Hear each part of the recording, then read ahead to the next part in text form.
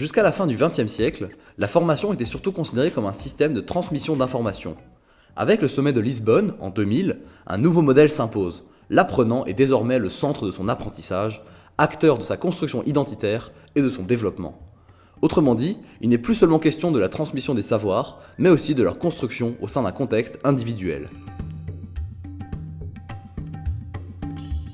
Désormais, il faut être prêt au changement permanent. La formation en continu est indispensable pour développer de nouveaux savoirs et compétences afin de s'adapter dans la société ou l'entreprise.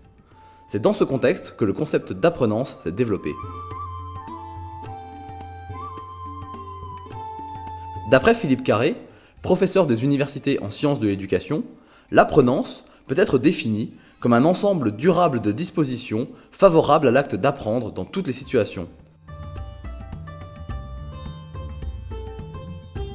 Ceci englobe donc toutes les décisions qui vont soutenir l'apprentissage, que ce soit par un environnement de travail propice, un projet motivant ou la prise de bonnes habitudes.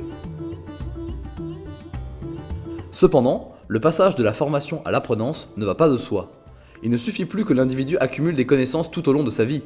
Il s'agit pour lui de s'adapter continuellement, d'actualiser les connaissances, de les approfondir et de les enrichir en vue de son épanouissement personnel. Si l'acte d'apprendre à tout âge et dans toutes les situations est une démarche positive en soi, il n'est pas possible de forcer tout le monde à apprendre, donc d'imposer l'apprenance. Mais alors, qu'est-ce qui pousse une personne à s'engager dans un apprentissage permanent ? Pour avancer sur le chemin de l'apprenance, une personne doit réunir plusieurs conditions. La motivation à apprendre, donc la volonté d'un individu, l'auto-formation, soit les compétences d'un individu par rapport à son propre apprentissage, et la possibilité d'apprendre, ou l'importance du contexte.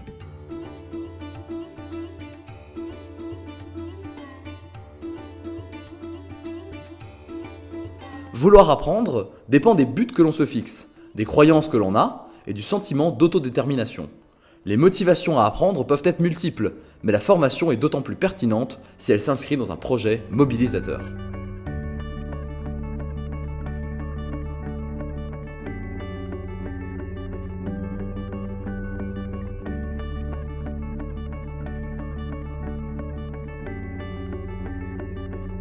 Savoir apprendre dépend de notre représentation du savoir et de la formation. On peut avoir une bonne ou mauvaise expérience de l'apprentissage, et ce processus fait appel à l'autonomie de l'individu.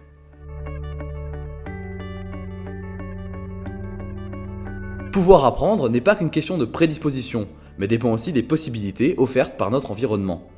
Un des défis majeurs de la formation est de développer toutes les conditions favorables pour cet apprentissage.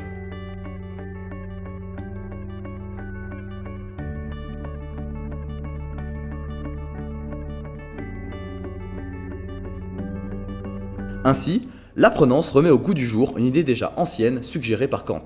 Le philosophe écrivait dans son traité de pédagogie que ce que l'on apprend le plus solidement et que l'on retient le mieux, c'est ce que l'on apprend en quelque sorte par soi-même. Aujourd'hui, la formation tout au long de la vie est un enjeu autant politique que social. Le programme d'innovation européen Horizon 2020 en est par exemple une belle illustration. Il s'agit de faire de l'Europe l'économie de la connaissance la plus compétitive du monde. Mais il ne suffit pas d'une politique de formation professionnelle pour permettre le développement de l'apprenance. Comme le rappelle Philippe Carré, il faut bien réfléchir aux conditions d'apprentissage qui favorisent l'épanouissement des personnes, aussi bien à l'école qu'en entreprise, que dans la société en général.